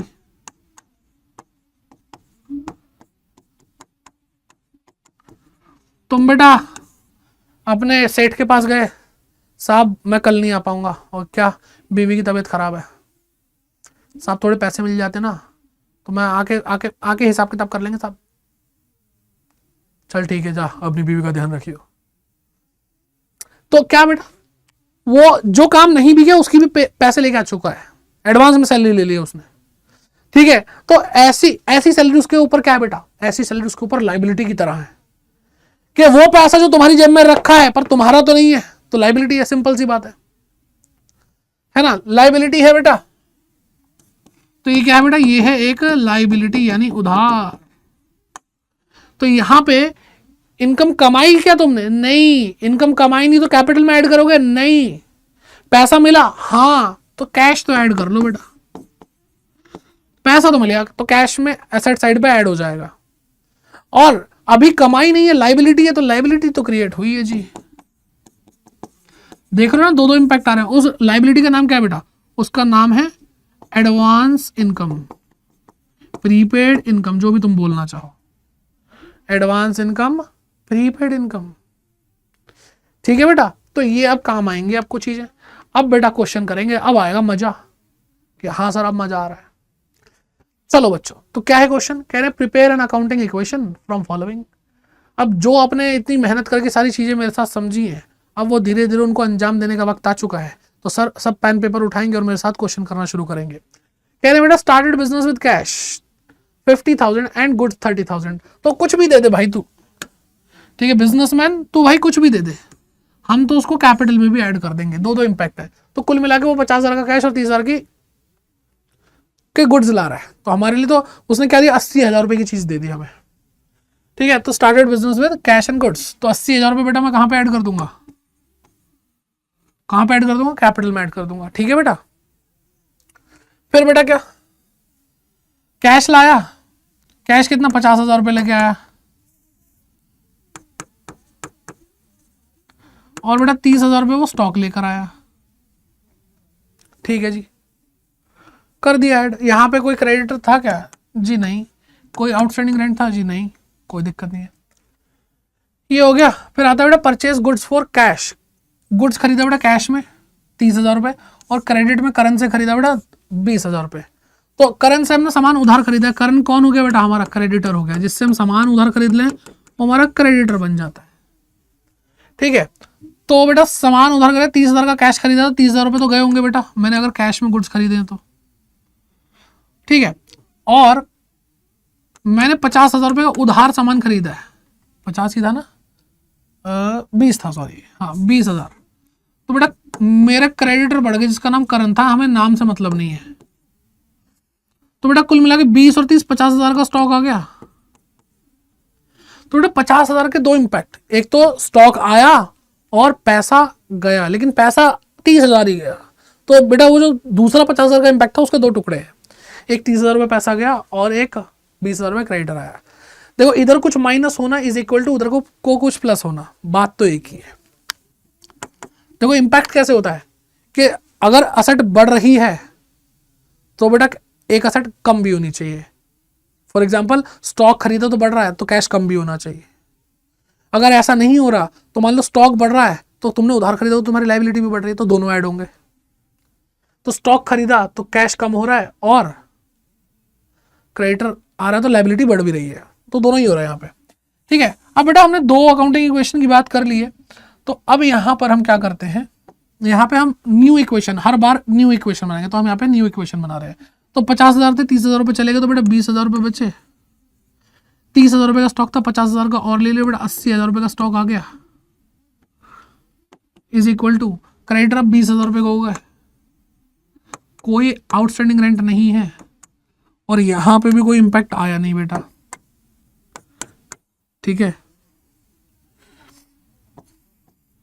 तो बेटा यहां पे 80,000 रुपये की क्या बेटा, 80,000 रुपये का क्या है, हमारी कैपिटल है। अब बेटा देखो ये भी डन हो गया, अब इस पे तीसरे पे आ जाओ, गुड्स कॉस्टिंग रुपीज 40,000, हमने 40,000 रुपये की चीज, ऐसे स्टॉक जो हमने 40,000 का खरीदा था हम उसको 55,000 का बेच रहे हैं। भाई यही तो बिजनेस है, प्रॉफिट तो कमाओगे ना, 10 रुपए की चीज ली 10 की बेच दी, तुम पागल हो क्या, बिजनेस क्या कर रहे हो तुम। तो इसलिए बेटा यहाँ पे देखो कि 55,000 रुपए की कोई चीज अगर तुम बेच रहे हो और वो तुम्हें 40 की पड़ी थी, तो 15,000 का प्रॉफिट हुआ ना बेटा, क्या हुआ बेटा, प्रॉफिट हुआ, ठीक है। तो 55,000 रुपए की तुमने वो चीज बेची, तो इतना तो कैश आया होगा, तो कैश में ऐड हो जाएगा 55,000 रुपए, और तुमने 40,000 रुपए का स्टॉक बेच दिया, तो बेटा स्टॉक में माइनस हो जाएगा ये। और तीसरी चीज क्या, प्रॉफिट, प्रॉफिट बेटा आपको मैंने बता ही रखा है बेटा, कैपिटल में ऐड होता है ना, समझ में आ गया कैसे होगा। तो लो भाई कि आपके पास 55,000 रुपए आ रहे हैं क्योंकि आपने सामान बेचा है बेटा, ठीक है। आपका 40,000 का स्टॉक जा भी रहा है बेटा, तो वो माइनस भी हो जाएगा, क्रेडिटर से कोई लेना देना है नहीं, आउटस्टैंडिंग रेंट से कोई लेना देना है नहीं, और प्रॉफिट हुआ है 15,000 का, तो 15,000 रुपये ऐड हो जाएगा। और कमाल की बात है बेटा, जब मैं अकाउंटिंग इक्वेशन बना रहा हूँ, जो ब्लैक कलर से मैंने लिखा है, अब इक्वल के इस साइड और इक्वल के उस साइड देख लो, हमेशा बराबर आएगा, हमेशा बराबर आएगा, और यही सबूत है कि आपका क्वेश्चन सही हो रहा है, ठीक है। अब बेटा अकाउंटिंग क्वेश्चन बनाने की बारी, फिर से ब्लैक कलर चूज करेंगे हम। तो बेटा 20,000 थे, 55 और आ गए, तो 75,000 हो गए हमारे पास। बेटा 80,000 का स्टॉक था, 40 का बेच दिया, तो बेटा बाकी 40,000 ही बचा हमारे पास। फिर बेटा 20,000 के क्रेडिट थे, इनको हमने कुछ भी नहीं करा, अभी भी 20,000 के हैं, 0 0 प्लस करा 0 ही है। और बेटा हमारी जो कैपिटल थी 80 की थी, 15 और आ गए, 95,000 रुपये की कैपिटल अभी हमारी है। तो 95 और 20,000 बेटा कितना, 1,15,000, और बेटा 75,000 और 40,000, 1,15,000। तो equal LHS is equal to RHS चल रहा है, कोई दिक्कत नहीं है। आ जाओ बेटा, अब क्वेश्चन ही क्वेश्चन होंगे, कंसेप्ट तो हमने कर लिया, क्वेश्चन करने से ही मजा आएगा। अब withdraw cash for personal use, personal use, अच्छा ड्राइंग, तो बेटा 10,000 रुपये की ड्राइंग हुई है, तो बेटा ड्राइंग कहाँ माइनस होती है सर जी, कैपिटल में। और बेटा जो आपकी 10,000 रुपये तुमने निकाला, क्या है, कैश निकाला, तो कैश भी तो कम होगा जी भैया, बिल्कुल होगा। तो स्टॉक पे कोई इंपैक्ट नहीं है, क्रेडिटर पे कोई इंपैक्ट नहीं है, और रेंट पे भी कोई इंपैक्ट नहीं है आउटस्टैंडिंग। तो बेटा फिर से न्यू इक्वेशन बनाओ, जो एक काम करो फिर न्यू इक्वेशन। तो बेटा 65,000 का बचा, हाँ जी भैया, 40,000 रुपये का ये स्टॉक, जी भैया, 20,000 रुपये, हाँ जी भैया, 0 रुपये आउटस्टैंडिंग रेंट, ओके जी। फिर बेटा यहाँ पे क्या 85,000 बचे, अब 95 में से 10,000 माइनस करे तो ठीक है जी,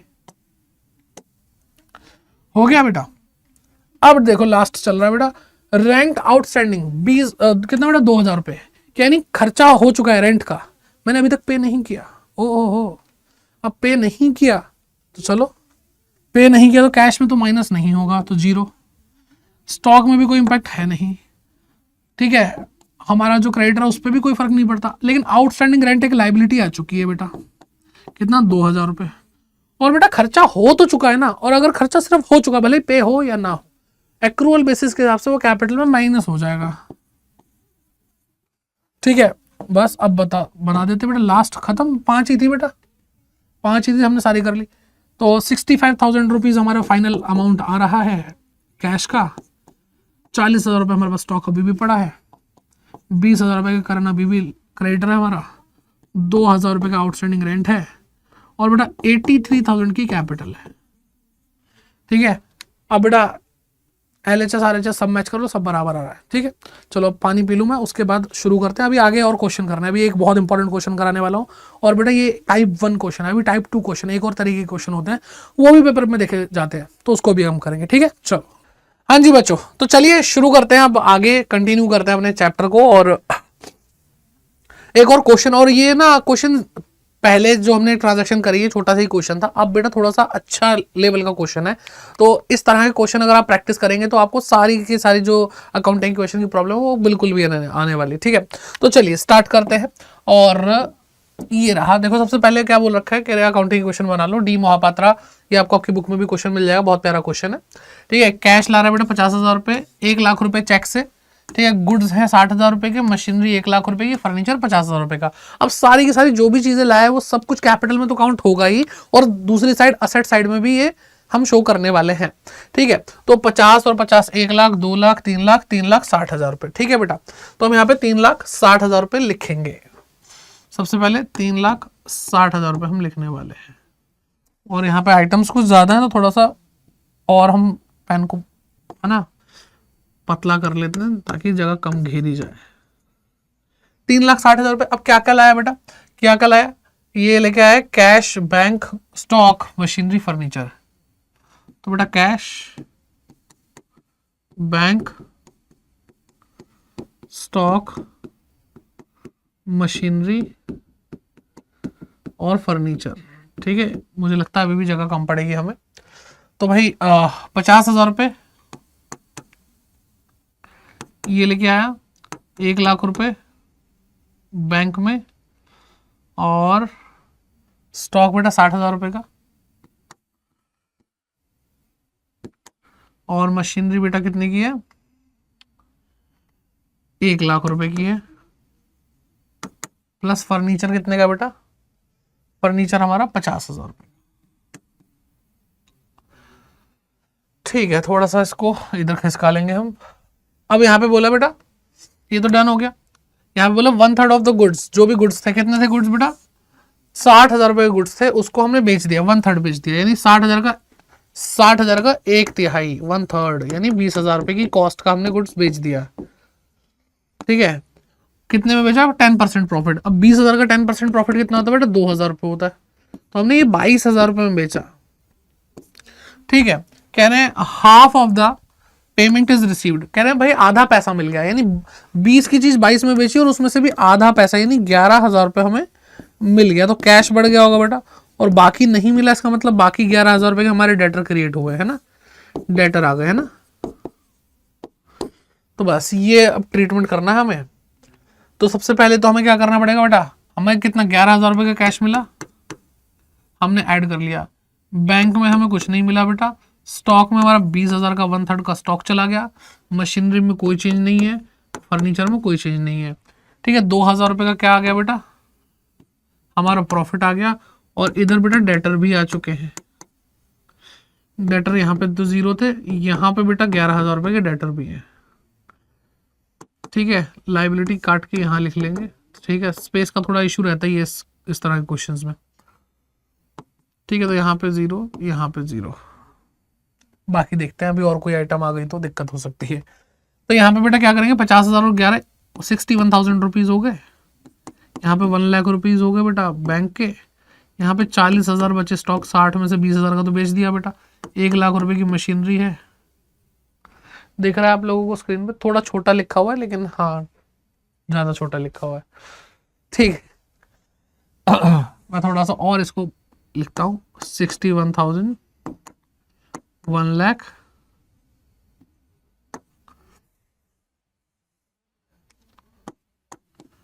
61,000, 1,00,000, फिर यहाँ पे बेटा 40,000 की हमारी स्टॉक, 1,00,000 रुपए की मशीनरी, 50,000 का फर्नीचर और 11,000 का डेटर्स। ठीक है, अब बेटा यहाँ पे क्या 0 प्लस यहाँ पे बेटा 3,62,000 रुपए की हमारी कैपिटल आ रही है। ठीक है, चलो भाई कितना, थोड़ा सा पास आके देखें तो थोड़ा सा हाँ देखने में इश्यू हो सकता है बेटा इस क्वेश्चन को, लेकिन थोड़ा सा आपको क्लैरिटी लेनी पड़ेगी। ठीक है, 720 पे देख लेना कम से कम। फिर क्या कह रहे हैं बेटा, ये हो गया, कह रहे हैं डेप्रिसिएशन लगा मशीनरी पे 10%, तो मशीनरी है बेटा 1,00,000 रुपए की, इसमें 10% डेप्रिसिएशन लगा तो 10,000 रुपये कम हो गया। 1,00,000 का 10% 10,000 रुपये होता है बेटा, कितना होता है 10,000, तो लिखो बेटा 10,000। ठीक है, ये मोटा मोटा हम माइनस कर दिखाते हैं। और बेटा डेप्रिसिएशन एक नॉन कैश एक्सपेंस है, हम भले ही कैश पे नहीं कर रहे हैं, किसी एसेट की वैल्यू कम होना क्या है बेटा हमारे लिए ठीक है यार, मतलब एक्सपेंस तो हो गया लेकिन पेमेंट नहीं करनी पड़ रही, पेमेंट नहीं करनी पड़ रही, लेकिन इसका मतलब ये थोड़ी है कि कैपिटल में से माइनस नहीं होगा, तो 10,000 रुपये कैपिटल में से भी माइनस हो जाएगा। न्यू इक्वेशन बनाएंगे, 61,000 रुपीज़ आएगी यहाँ पे, 1 लाख आएगा यहाँ पे, 40,000 का स्टॉक आएगा, फिर 90,000 रुपये की हमारी मशीनरी बची, 50,000 का हमारा फर्नीचर है, 11,000 के हमारे डेटर है, लाइबिलिटी हमारी है नहीं, और बेटा क्या आ गया यहाँ पे 3,52,000 रुपये हमारी कैपिटल है। और LHS RHS बराबर करके देख लेना, कोई दिक्कत आएगी नहीं, पक्की बात है।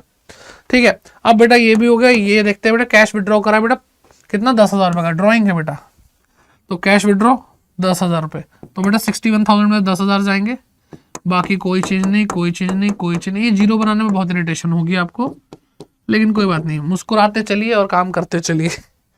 और बेटा यहाँ कैश ड्राइंग करिए, तो बेटा ड्राइंग कैपिटल में से भी माइनस होती है, जैसा मैंने आपको बताया था। तो बेटा क्या बचा, 51,000 बचा। न्यू इक्वेशन बना रहे हैं फिर से। 1 लाख रुपए बेटा हमारा बैंक बैलेंस अभी भी है, 40,000 रुपये हमारा स्टॉक अभी भी है, 90,000 रुपये की हमारी मशीनरी है, 50,000 का फर्नीचर है, 11,000 रुपये के बेटा हमारे डेटर है, लाइबिलिटी है नहीं, और 10,000 और माइनस होगा तो 3,42,000 हमारे अभी कैपिटल में है। ठीक है, डन है। अब 5वें पे आते हैं, इंटरेस्ट ऑन ड्राइंग। अब ये चीज बेटा आप लोगों के लिए काफी नहीं होगी कि 5% इंटरेस्ट ऑन ड्राइंग है। ड्राइंग करी कितनी है बेटा, हमने 10,000 की ड्राइंग करी है, तो 10,000 का 5% अगर इंटरेस्ट जा रहा है, सर ये क्या है, मतलब इंटरेस्ट ऑन ड्राइंग क्या होता है? तो 500 रुपये पहली बात तो इंटरेस्ट है। अब बेटा ध्यान से सुनो मेरी बात कि ये ओनर है, और बेटा कभी कभी क्या होता है कि बिजनेस कहता है कि भैया अगर तुमने पैसा निकाला, भले ही तुम्हारा पैसा है, लेकिन तुमने पैसा निकाला तो मैं तुमसे इंटरेस्ट लूंगा। उसने भी बोला ठीक है, तो इसने ड्राइंग करी होगी, तो अब बेटा इसको पैसा देना पड़ेगा बिजनेस को 500 रुपये। ठीक है, तो ओनर बोलेगा कि मैंने तुम्हें पैसा दे रखा है, कौन सा पैसा, कैपिटल, तो उसी में तुम ये पैसा माइनस कर लेना मेरा। ठीक है, 500 रुपये माइनस कर लेना। अब ये बेटा बिजनेस को मिल रहा, तो बिजनेस की क्या है बेटा, इनकम ही है।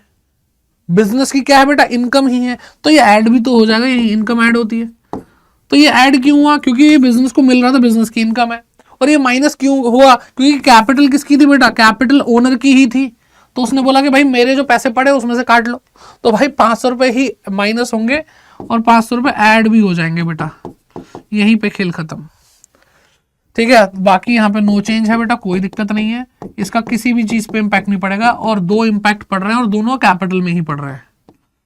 ठीक है बेटा, ये माइनस क्यों हुआ, क्योंकि एक तरह से कह सकते हो ओनर ने अपने पैसे में से पैसा दे दिया।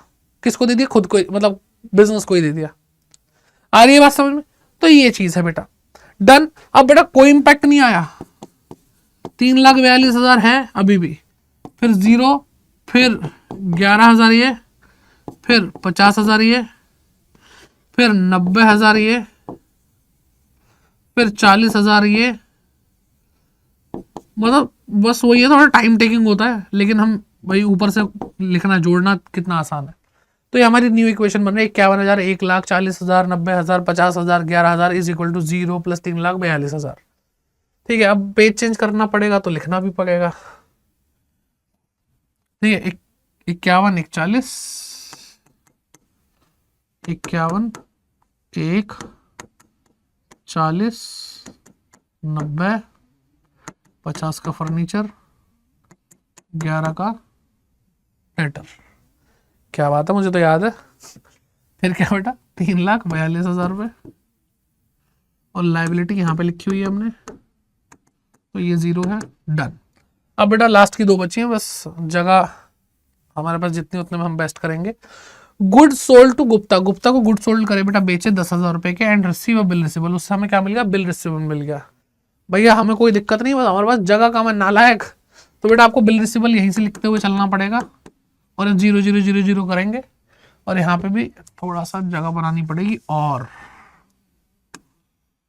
ठीक है, तो ये क्या है बेटा, कैश है, ये बैंक है, ये स्टॉक है, ये मशीन है, ये फर्नीचर है, ये डेटर है, और यहाँ पे बिल रिसीवेबल, ये लायबिलिटी है, और ये हम क्वेश्चन कर रहे हैं। ठीक है, तो बेटा यहाँ पे 0 था अभी तक, यहाँ पे भी 0 था, और ये 3,42,000 रुपये हमारी कैपिटल। अब 10,000 रुपये का गुड्स हमने बेचे गुप्ता को, ठीक है, उससे हमें बिल रिसीवेबल मिला, कैश तो मिला नहीं। ठीक है, बैंक में कोई इम्पैक्ट नहीं। स्टॉक बेटा 10,000 का चला गया गुप्ता को जो बेचा हमने, 0 0 0 प्लस 10,000, क्या आ गया बेटा 0, 3,42,000। ठीक है, तो बिल रिसीवेबल आया और बेटा हमारा यहाँ पे स्टॉक, तो यहाँ पे 51,000 रुपये हमारा कैश, 1,00,000 रुपये बैंक बैलेंस, प्लस 40 में 10 गए तो 30,000 का स्टॉक बचा हमारे पास, 90,000 की मशीन, ठीक है, 50,000, फिर 11,000 का डेटर, फिर 10,000 गुप्ता जी का bill receivable is equal to 0 plus 3,42,000। ठीक है, फिर बेटा रिसीव्ड 10,000 रुपये गुप्ता जी से हमें बिल रिसीवेबल के मिल गए, तो भाई 10,000 रुपये मिल गए तो बिल रिसीवेबल खत्म, माइनस कर दूं 0 0 0, यहाँ पे कोई इम्पैक्ट नहीं, यहाँ पे भी कोई इम्पैक्ट नहीं, और 10,000 रुपये यहाँ पे मिल रहे हैं, ऐड कर दिए बेटा मैंने। ठीक है, और यहाँ पे भी 0 और यहाँ पे भी 0, तो बस हो गया बेटा। क्या हो गया, 61,000 रुपये हमारे पास कैश है, 1,00,000 रुपये हमारी क्या है बेटा बैंक बैलेंस, 30,000 रुपये हमारा क्या है स्टॉक, 90,000 मशीनरी, 50,000 रुपये क्या है बेटा हमारा फर्नीचर, 11,000 रुपये हमारा डेटर, और 0 बिल रिसीवेबल, 0 लाइबिलिटी, प्लस 3,42,000 रुपये की हमारी कैपिटल। क्वेश्चन खत्म बेटा। ठीक है, क्वेश्चन खत्म। बस ये देखो सिंपल है, ये बहुत आसान चैप्टर है। बस जो बच्चा नया नया होता है ना अकाउंटिंग में, तो उसको डबल इम्पैक्ट समझ में नहीं आते, तो उसकी ABCD है ये। ठीक है, अब टाइप 2 क्वेश्चन करने की बारी आ चुकी है, और उसको समझने के लिए थोड़ा सा आपको ज़्यादा ध्यान देना पड़ेगा, क्योंकि यहाँ पे क्वेश्चन छोटे होंगे इसके कंपैरिजन में। ये बहुत फैले हुए क्वेश्चन थे, ये छोटे क्वेश्चन होंगे, लेकिन यहाँ पे थोड़ा दिमाग ज़्यादा लग जाएगा इसके कंपैरिजन में। बहुत मुश्किल तो वो भी नहीं है खैर। तो बेटा यहाँ पे क्या है ना, यहाँ पे आपको एक टाइमलाइन पे ध्यान देना पड़ेगा। ठीक है, क्या आप अकाउंटिंग करते हैं बेटा, आपको अकाउंटिंग में इतना तो पता चल गया होगा अब तक कि आप जो भी अकाउंटिंग करते हैं वो 1 साल की होती है। 1 अप्रैल से नॉर्मली वो साल शुरू होता है और अगले साल की 31 मार्च पे वो साल खत्म हो जाता है। ठीक है, तो फॉर एग्जाम्पल यहाँ पे वो दिन है हमारा, ठीक है, यहाँ पे वो दिन है 1 अप्रैल, और अगले साल की 31 मार्च यहाँ पे बेटा है ना। अब यहां पर जो भी होगा बेटा, यहाँ पे ओपनिंग हो रही है हमारे साल की, तो यहाँ पे चाहे असेट हो, चाहे बेटा लाइबिलिटी हो, चाहे कैपिटल हो, ये सब क्या बेटा, ये ओपनिंग कैप एसेट है, ओपनिंग लाइबिलिटी है, ओपनिंग कैपिटल है। ऐसे बेटा यहाँ पे क्या है, यहाँ पे भी एसेट होंगी साल जब खत्म हो रहा होगा, यहाँ पे भी लाइबिलिटीज होंगी, यहाँ पे भी कैपिटल होंगी।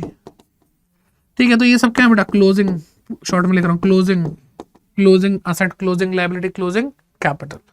ठीक है, अब कहानी इतना यहाँ तक खत्म नहीं होगी बेटा। पॉइंट यह है कि जब हम बिजनेस करेंगे तो यहाँ से यहाँ तक साल बीतता जाएगा और साल यहाँ पे खत्म हो जाएगा, तो हम बहुत सारी चीजें कर रहे होंगे बेटा, हम बहुत ही सारी चीजें कर रहे होंगे। जैसे कि हम भाई कभी एडिशनल कैपिटल लगा दी है ना, एडिशनल कैपिटल लगा दी, कभी ड्राइंग करनी पड़ेगी तो ड्राइंग हो गई भाई, हम काम कर रहे हैं, कभी हमें इनकम भी होगी, हम खर्चे भी करेंगे बेटा तो वो भी माइनस होंगे बेटा, प्रॉफिट होगा तो वो भी ऐड होगा, लॉस होगा तो वो माइनस भी होगा, तब जा करके हम यहाँ तक पहुंचेंगे। मतलब ये साल ऐसे ही बीतेगा, ये सब होते होते तब तक हम वहां पहुंचेंगे। ठीक है, तो ये बेटा आपकी नॉर्मल कैलकुलेशन है ना, नॉर्मल कैलकुलेशन है ना।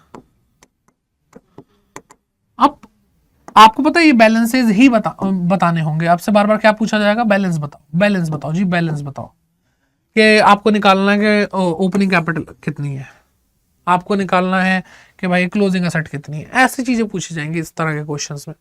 अब पॉइंट पता क्या है कि बात तो बहुत सिंपल है कि आपको ये इन्फॉर्मेशन दी हो वहां तक पहुंच जाएंगे भाई, जो ऐड करना है लेस करना हमें आता है, लेकिन दिक्कत ये आती है कि हमसे क्लोजिंग बता दिया जाता है कि क्लोजिंग कैपिटल इतनी, बताओ ओपनिंग कितनी होगी। अब बेटा यहां से वापस जाना पड़ेगा, समझो इस बात को, तो जो भी ऊपर हुआ उसको रिवर्स करना पड़ेगा, रिवर्स कैलकुलेशन होगी। आ रही है बात समझ में, रिवर्स कैलकुलेशन होगी। यहाँ पे कोई पैटर्न, इस तरह के क्वेश्चन में कोई पैटर्न आपको देखने को नहीं मिलेगा, आपको बस बेसिक फंडा याद रखना है, asset is equal to capital plus liability. ठीक है, capital is equal to asset minus liability. ठीक है, liability is equal to asset minus capital, ये सब चलता रहेगा। अभी मैं आपको बताऊंगा कैसे होगा। ठीक है, तो ये सारी चीजें जो ऊपर आपको दिखाई दे रहा है वो माइनस हो जाएगा, एडिशनल कैपिटल प्लस हुई थी तो नीचे माइनस हो जाएगी, ताकि हम रिवर्स आ रहे हैं, क्योंकि जो ऐड हुआ उसको माइनस करोगे तभी तो इम्पैक्ट खत्म होगा।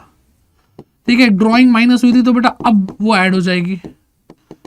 ठीक है, इनकम प्लस हुई थी बेटा अब माइनस हो जाएगी, एक्सपेंस बेटा प्लस माइनस हुए थे अब प्लस हो जाएंगे, प्रॉफिट प्लस हुआ था बेटा अब माइनस हो जाएगा, लॉस माइनस हुआ था अब लॉस को प्लस कर देंगे। ठीक है बेटा, ये सारी चीजें हैं। ओके, अब थोड़ा सा मैं समझा देता हूं बेटा, थोड़ा सा और समझ लो अच्छे से।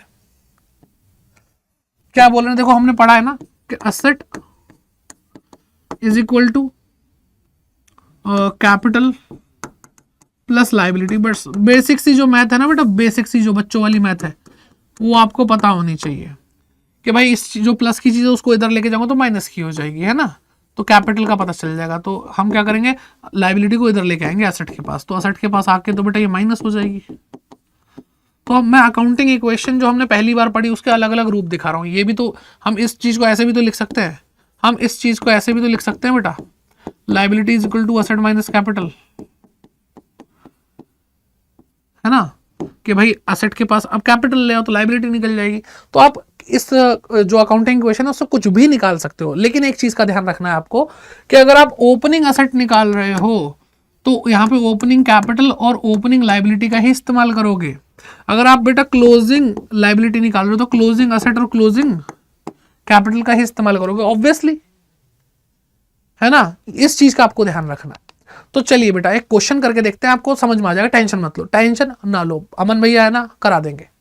ठीक है, तो क्या है बेटा question, if the capital of business is 3 lakh, capital क्या बेटा बिजनेस की 3 लाख है। अब बस क्या ध्यान रखना है, ये नंबर्स पे ध्यान रखना और डेट पे ध्यान रखना है कि ओपनिंग डेट है या क्लोजिंग डेट है। एंड लाइबिलिटी बेटा 50,000 रुपए की है, लॉस कितना है बेटा 70,000 रुपए का, कैलकुलेट द टोटल एसेट। ये तो बहुत आसान है, टोटल एसेट निकालनी है भाई। कैसे निकालोगे बेटा, टोटल एसेट निकालने के लिए बेटा आपको कैपिटल प्लस लाइबिलिटी करना है। तो लाइबिलिटी क्या है बेटा 50,000 रुपए की लाइबिलिटी है, कैपिटल कितनी है बेटा 3 लाख रुपए की कैपिटल है, लेकिन उसमें लॉस भी दिया तो ये लॉस 70,000 रुपए माइनस कर देंगे बेटा हम इसमें से। ठीक है, तभी जाके तो ये परफेक्ट कैपिटल बनेगी हमारी। तो 50,000 रुपए प्लस ये क्या आ जाएगा बेटा 2,30,000 रुपए, क्या बन रहा है बेटा 2,80,000 रुपए हमारी कैपिटल क्या आ रही है बेटा टोटल एसेट आ रही है। बस हो गया, है ना आसान। अब थोड़ा बड़ा क्वेश्चन करते हैं। सर ये भैया ये मजाक मत किया करो, छोटे क्वेश्चन का फिर एकदम बड़ा क्वेश्चन। कोई बात नहीं बेटा, मैं हूं ना, मैं हूं। क्या है बेटा पपीता सिंह है, ठीक है मजा आएगा, देखो पपीता सिंह ले आया मैं। पपीता सिंह है बेटा 1 अप्रैल 2021 की बात है, विद अ कैपिटल 25,000 रुपए। अब बेटा 1 अप्रैल की कैपिटल है तो ये ओपनिंग कैपिटल है, क्या है बेटा ओपनिंग कैपिटल है ना। बस इतनी छोटी छोटी बातों पर ध्यान दो। और उसी डेट पे बेटा 12,500 रुपए की उसने जामुन से उधार ले रखा है, पपीते ने जामुन से उधार पैसा ले रखा। तो लाइबिलिटी कितनी होगी बेटा ओपनिंग लाइबिलिटी 12,500 रुपए। ड्यूरिंग 2021-22 इस साल के दौरान he had introduce additional capital. अब बेटा ये ओपनिंग डेट से आगे तक की बात कर रहे हैं कि आगे क्या हुआ, आगे हमने 12,500 रुपए एडिशनल कैपिटल लगाई, हमने विड्रॉ करे बेटा 7,500 रुपए पर्सनल यूज के लिए, है ना। सारी चीजें बता रहे हैं भाई। 31 मार्च 2022 तक पहुंचते पहुंचते यानी एंड में आते आते क्लोजिंग असेट हमारी क्या है बेटा 75,000 है। Find out his capital. बेटा आपको 31 मार्च की कैपिटल यानी क्लोजिंग कैपिटल निकालनी होगी। ठीक है, आपको बेटा बताना होगा कि इस साल में क्या प्रॉफिट हुआ या फिर लॉस हुआ तो वो बता दो। तो आसान क्वेश्चन है। पहले तो बेटा हम क्या करेंगे, हम सबसे पहले ये देखेंगे कि भाई जो हमें लाइबिलिटी के बारे में बता रखा था ना शुरुआत में कि भाई देखो 1 अप्रैल को हमने लोन लिया था जामुन से 12,500 को। पूरे के पूरे क्वेश्चन में अभी तक हमें ये नहीं बोला कि ये साल के दौरान हमने पे कर दिया, पे नहीं करा तो यही ओपनिंग लाइबिलिटी यही क्लोजिंग लाइबिलिटी। आ रही है बात समझ में बेटा, यही ओपनिंग और यही क्लोजिंग लाइबिलिटी। तो अब बेटा कैपिटल निकालनी आसान हो गई क्योंकि हमारे पास क्लोजिंग असेट है, क्लोजिंग लाइबिलिटी है, तो क्लोजिंग कैपिटल भी निकाल लेंगे। कैसे निकालोगे बेटा, तो क्लोजिंग कैपिटल वही पूछिए बेटा। तो क्लोजिंग कैपिटल कैसे निकालेंगे कि भाई असेट माइनस क्लोजिंग असेट 75,000 और क्लोजिंग लाइबिलिटी 12,500। आ गए बेटा, है ना, आ गया। क्या होगा बेटा 10,000 माइनस करे तो ये आ रहा है बेटा, और 2,500 माइनस करे तो 62,500 रुपए, तो ये आ गया। अब बेटा क्लोजिंग कैपिटल पता चल चुकी है, तो आपको प्रॉफिट या लॉस निकालना है। तो ध्यान से देखो बेटा, closing capital is equal to, कैसे क्लोजिंग कैपिटल का दूसरा फॉर्मूला लगाते हैं, closing capital is equal to opening capital, फिर एडिशनल कैपिटल आई होगी बेटा यहाँ पे, फिर ड्रॉइंग माइनस हुई होगी इसमें, और अभी के लिए मान लेते प्रॉफिट हुआ होगा।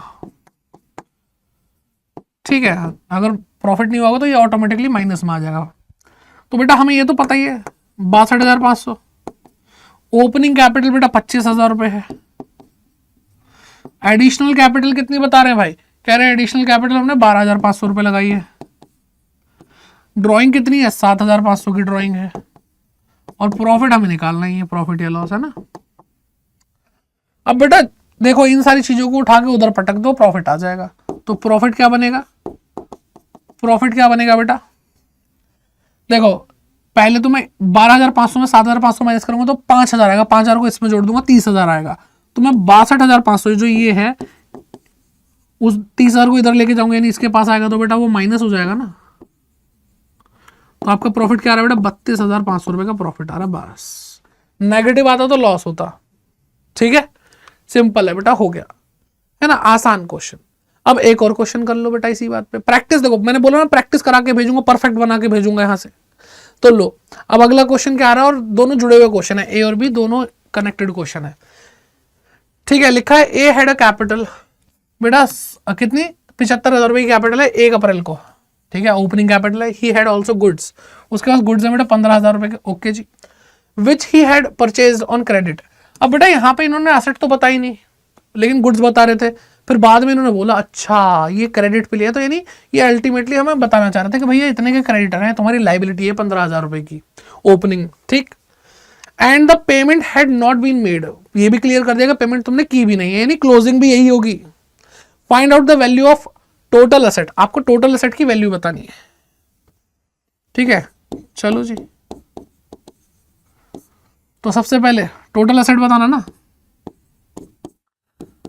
टोटल असेट्स क्या होगा बेटा, आपकी ओपनिंग कैपिटल प्लस आपको यहां पे लाइबिलिटी भी दिखानी है, तो 90,000 रुपए आपका आंसर आ गया। बस इतना आसान था ये तो।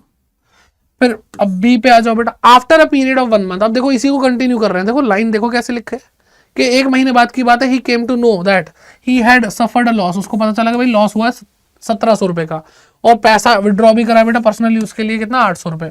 Find out his capital and asset of the business. बेटा अब इस पॉइंट पे आपको बतानी है कि क्या असेट वगैरह होगी। ठीक है, तो क्या बताना, find out the capital and asset of the business. ठीक है, कैपिटल निकालते हैं बेटा। तो ये कैपिटल थी, अब मान लेते हैं कि भैया ये अकाउंटिंग पीरियड तो चलो छोड़ो, 1 महीने के बीच की एक बता रहे हैं, तो इस टाइम पे कैपिटल क्या होगी, क्या होगी बेटा, कि आपका कितना बेटा कैपिटल 75,000 था, 75,000 था, और उसमें बेटा आपने 17,500 रुपए, सॉरी 1,700 रुपए और 800 रुपए ड्रॉइंग करी है। ठीक है, अब यहां पे आपके पास टोटल एसेट भी है। तो अच्छा एक काम करो ना, ऐसे मत करो इसको, इस टाइम की कैपिटल ऐसे नहीं निकलेगी, आपके पास टोटल एसेट आ चुकी है बेटा। अब जब टोटल एसेट आ चुकी है और आपको सब कुछ पता है बेटा सारी चीजें, तो एक काम करो, रुको रुको रुको, हाँ 90,000 ये है, ओके, और आपको कैपिटल और एसेट, अच्छा दोनों एसेट भी पूछ लिया ना। ठीक है, अभी ऐसे यूज नहीं कर सकते, वैसे ही कर लेते हैं। तो कैपिटल कैसे आएगी बेटा, जो भी हम कैपिटल निकाल रहे हैं कि 75,000 तो हमारी ओपनिंग थी, इसमें 1,700 रुपये माइनस करेंगे और 800 रुपये माइनस करेंगे, क्या आ जाएगा बेटा, 2,500 रुपये माइनस होगा, 72,500 आ जाएगा, 72,500 आ जाएगा। अब असेट पूछिए बेटा, इस पॉइंट पे असेट क्या होगी, तो असेट निकालने के लिए बेटा हमें क्या करना है, असेट निकालने के लिए बहुत सिंपल है कि 72,500 रुपये आपकी जब ये है, इसमें बेटा आपकी लाइबिलिटी अभी भी उतनी है 15,000 रुपये। ठीक है, तो टोटल करके देख लो, यहाँ पे आपको असेट मिल गई 500 रुपये, ठीक है 7 आ रहा है, और तो 87,500 रुपये आपको यहाँ पे दिखाई दे रहा है। ठीक है ना, ये होने वाला है पर्सनल। ठीक है ठीक है ठीक है, हमने कुछ मिस तो नहीं किया, एक बार मैं भी वो देख लूँ।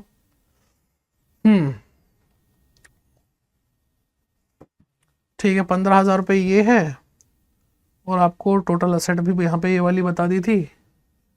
असेट हमारी कम हो गई, कितनी कम हो गई बेटा? इतना ही। देखो ये जो हमारी असेट थी ना पहले वाली, तो समवेयर जो लॉस हुआ वो असेट पे भी इम्पैक्ट डाला, क्योंकि कैपिटल पर असर पड़ता तो असेट साइड पे भी असर पड़ता है, तो वो चीज़ यहाँ पे बताई गई है। ठीक है, तो डन है, कोई दिक्कत वाली बात है नहीं। 72,500, मुझे ऐसा क्यों लग रहा है यहाँ पे कुछ गड़बड़ है। हाँ तो बच्चों ठीक है, ये क्वेश्चन अब ये हो चुका है अच्छे से। अब बेटा यहाँ पे हमने पूरा अच्छे से सारी चीजें समझ ली हैं, 2 तरह के क्वेश्चंस होते हैं वो समझ लिए, एंड आई होप आप लोग अब प्रैक्टिस करने वाले हैं इस वीडियो के बाद। और ये वीडियो अगर आपके लिए हेल्पफुल रही हो तो एक बार सबके साथ शेयर कर लीजिए। इससे पहले आपको कोई और वीडियो देखने की जरूरत नहीं है, सिर्फ ये वीडियो बिल्कुल स्टार्टिंग से देख लेंगे। आप यहाँ से अपने सिलेबस को अच्छे से शुरू कर सकते हैं अगर आप बहुत ज़्यादा वीक फील करते हैं अपने आपको अकाउंटेंसी में। ठीक है, बाकी ये सारी चीज़ें आपको मिल जाएंगी, सारी गाइडेंस आपको मिल जाएंगी। आप यहाँ पे जो QR कोड दिखाई दे रहा है या फिर ये जो यूजर नेम दिखाई दे रहा है, इसको सर्च करके हमारे साथ आप टेलीग्राम पे भी जुड़ सकते हैं। बाकी कमेंट सेक्शन में अपनी प्रॉब्लम लिख कर जाइए, आपको कौन से चैप्टर समझना है, चाहे वो अकाउंटेंसी है, इकोनॉमिक्स है, BST है, कोई भी चैप्टर आपको अगर परेशान करता है तो अमन भैया आपके साथ हैं। कमेंट करके जाइए, आपको उसकी वीडियो फटाफट से मिल जाएगी। ठीक है, तो मिलते हैं आपसे अगली क्लास के अंदर, और ऐसे ही बने रहिए, चैनल को सब्सक्राइब करके जाइए। बाय बाय, जय हिंद, फोड़ देंगे।